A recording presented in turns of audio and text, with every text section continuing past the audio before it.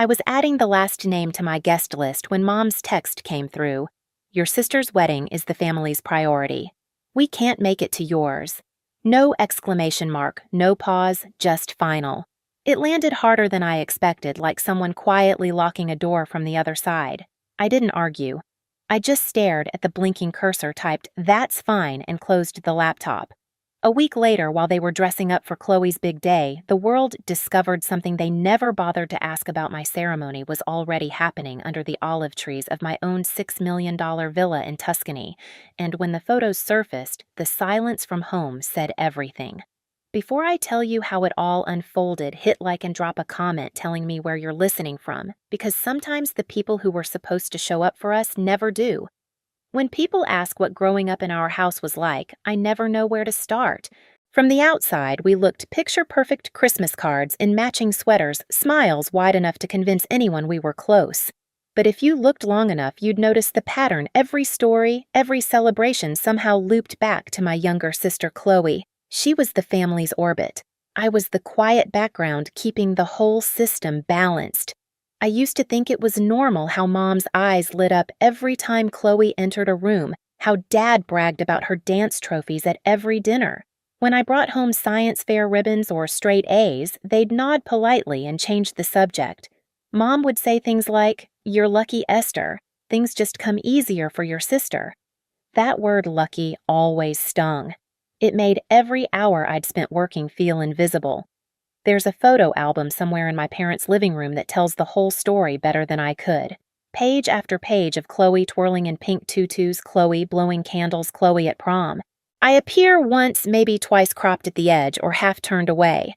When I was 16, I found one photo where I remembered standing right beside her, but in the printed version, my face was gone, literally trimmed out of the frame. Mom said it was to make the composition neater. I didn't cry. I just stopped expecting to be in the picture at all.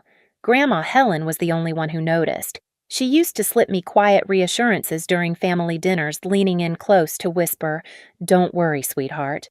Some people only see what's shiny." She had a way of saying things that made you feel seen without needing to explain yourself. My cousin Rachel, too, she was always the one texting me on birthdays after my parents forgot. But favoritism doesn't explode overnight. It seeps in slowly until silence feels safer than confrontation.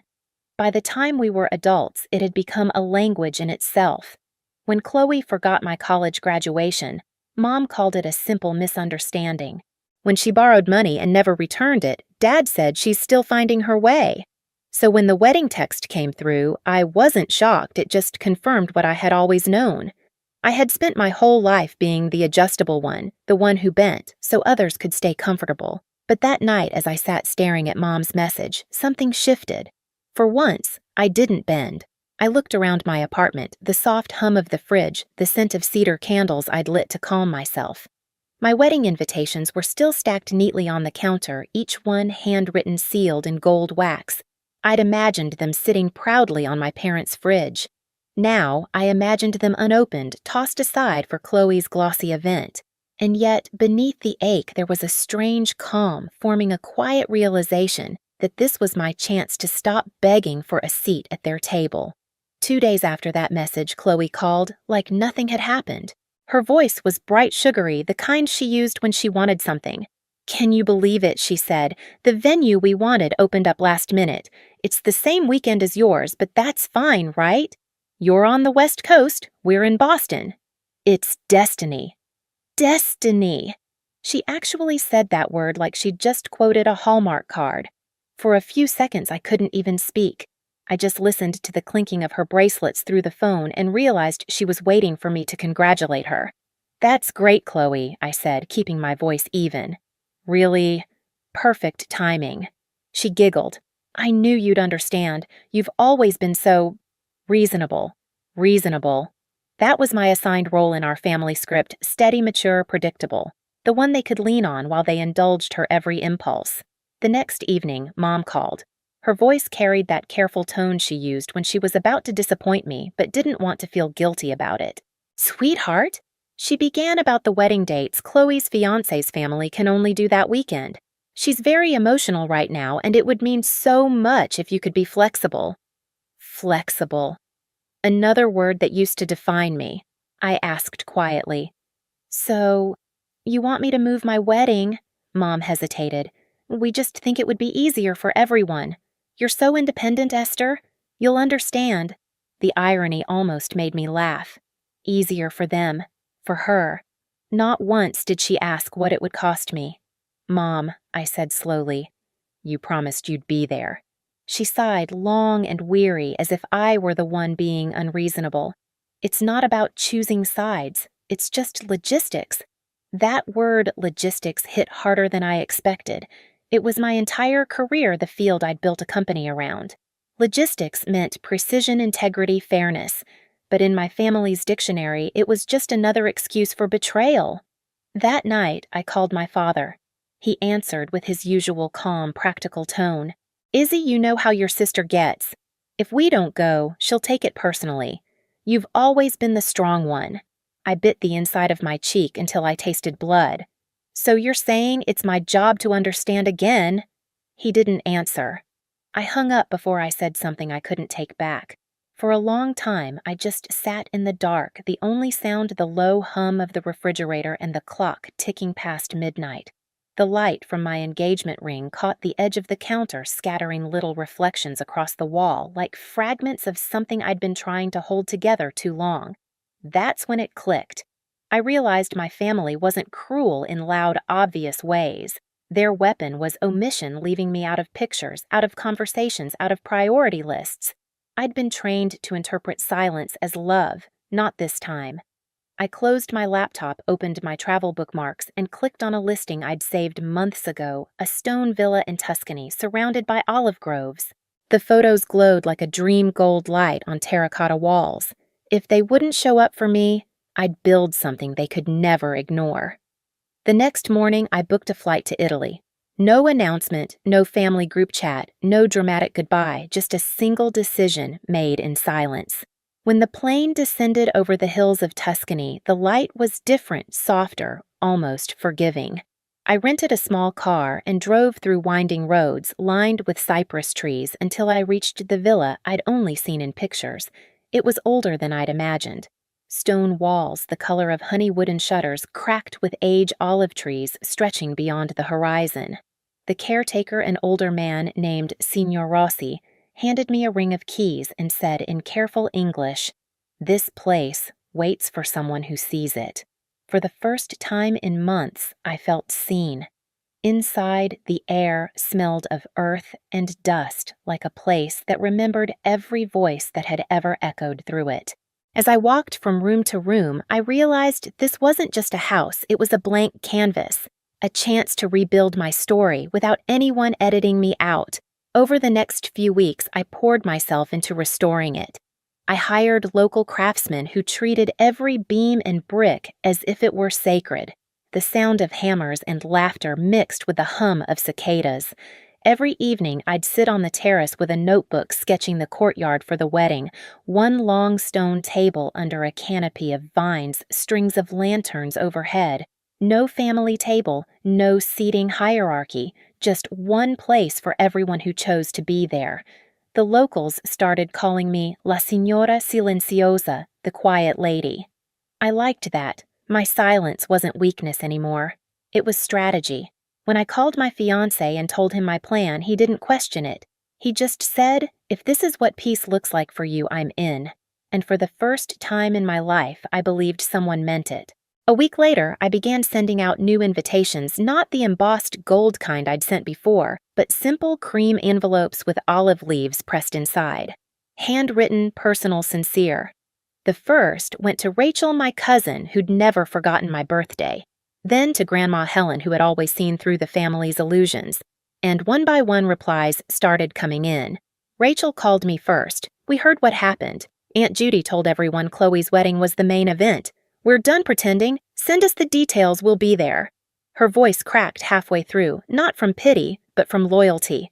By the end of the week, flights were booked. Grandma messaged, "I've missed enough real love in my life." "I'll be in Tuscany, my dear." The group chat they started called itself The Real Family Table.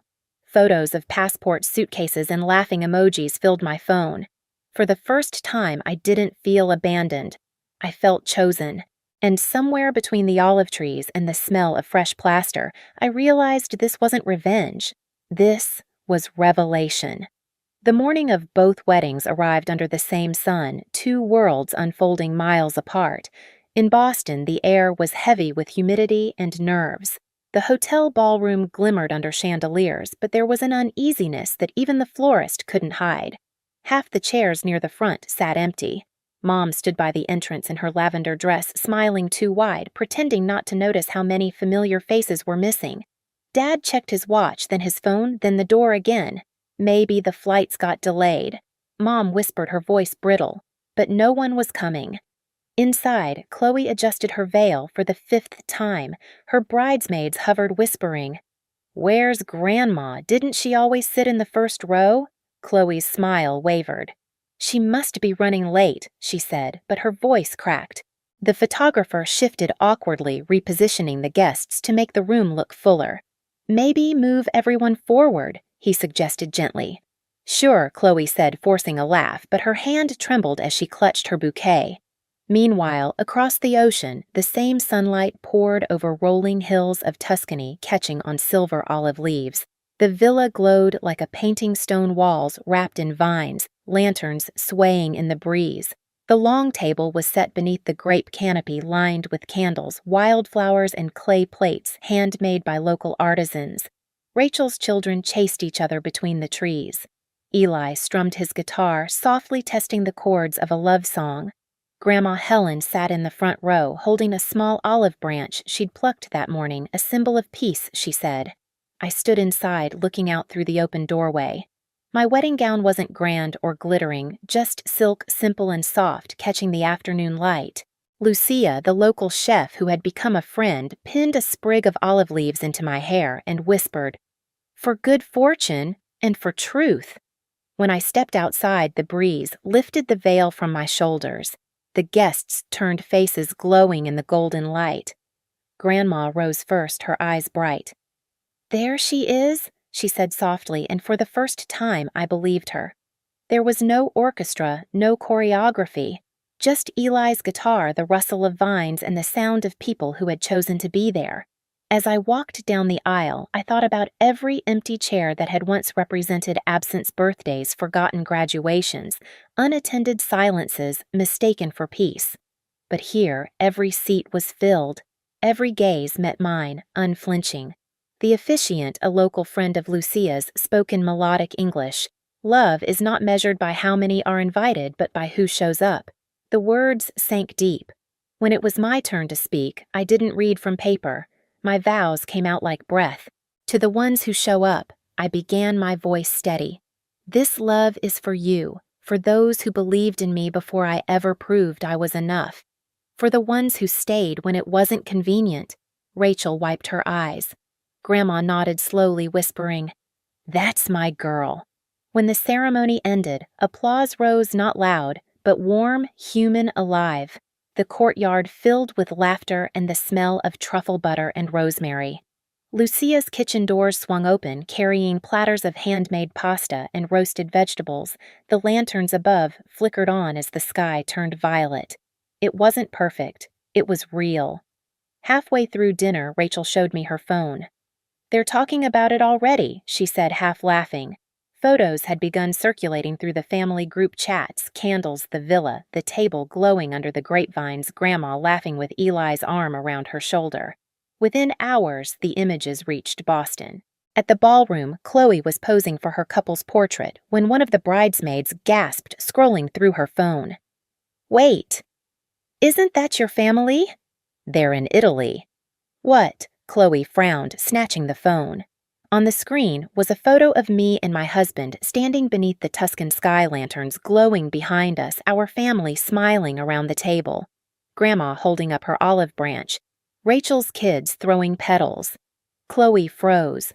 The photographer hesitated, lowering his camera. Around her, the murmurs started soft at first, then spreading. "Isn't that Aunt Marianne and Uncle Ray? I thought they were supposed to be here." Mom leaned over Dad's shoulder, eyes narrowing at the phone. "What is this?" she whispered. Dad's face drained of color. It's Esther's wedding. Chloe's breath hitched. They went to hers. Mom didn't answer. The silence stretched louder than any outburst could have been. Guests shifted uncomfortably. Someone coughed. The band played on, trying to fill the tension, but even the music sounded hollow. When the officiant toasted to family unity, no one raised a glass. Back in Tuscany, laughter rippled through the courtyard as Lucia poured wine into glasses and said, "Eat, drink, and remember why you came." Grandma leaned across the table and took my hand. "I've waited a long time to see this, Esther," she said. "This is what family was supposed to look like." The night deepened into gold and violet. Someone started a slow song, and guests began to dance barefoot on the stone floor. For a moment, I stepped away, walking toward the olive grove. The air smelled of wood smoke and lavender. The villa behind me glowed with life. My phone buzzed on the table messages, missed calls, unread voicemails. I didn't open them. I didn't need to. In Boston, Mom's voice trembled as she called again this time, leaving a message, "Esther, how could you do this to us? Everyone's talking about it." We looked like fools. I listened to it the next morning, sipping coffee under the same olive tree where I'd said my vows. The sun was rising, turning the hills amber. I hit play once more, then deleted it. They thought humiliation was the punishment. It wasn't. The real consequence was realizing that I had moved on without needing their permission. The photos kept circulating online, shared by cousins, reposted by friends. The image of Grandma raising her olive branch became the quiet symbol of our reunion. No captions, no explanations, just truth.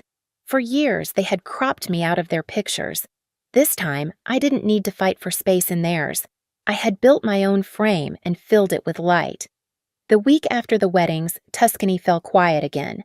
The lanterns were taken down, the laughter faded into memory, but the air still held the warmth of what we'd built. The long table stood empty now, scattered with dried petals and wine stains, proof that something real had happened there. One morning, as I was packing away the last of the decorations, my phone rang. Mom. For a moment, I almost let it go to voicemail, but something inside me said, "Answer not for them, for yourself." Her voice was shaky, defensive. "Esther, do you have any idea how embarrassed we were? Everyone at Chloe's wedding was talking about your little event in Italy. You made us look heartless." I took a slow breath, watching sunlight crawl across the floor. "I didn't make you look any way, Mom," I said evenly. "I just gave people a chance to see the truth." There was silence on the line, then a trembling sigh. "You've always been so cold. We were just trying to keep peace." Before I could reply, another voice came through Grandma's. "Judy, that's enough," she said, firm but calm. "You spent years asking this girl to shrink herself for your comfort. Now she finally stood tall, and you're calling it cruelty." "No, my dear. That's freedom." Mom said nothing after that. The call ended quietly, like a door closing without a slam. I stepped outside the olive trees, swaying gently in the breeze. Lucia came out from the kitchen, wiping her hands on her apron. "Everything okay?" I smiled faintly. "Better than okay. It's finally quiet in all the right ways." She looked toward the long table and said softly, "Then eat, Signora. You've earned peace." That evening, I set one last plate at the head of the table, the seat that had always been empty. I tied a small olive green ribbon around the chair and whispered, "For the girl who once waited to be chosen."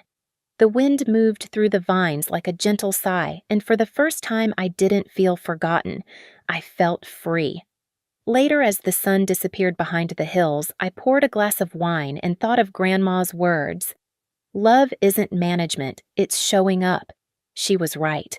You don't need to fight for a seat at someone else's table. Build your own, and the right people will find their way to it. If this story hit home for you, share your thoughts in the comments.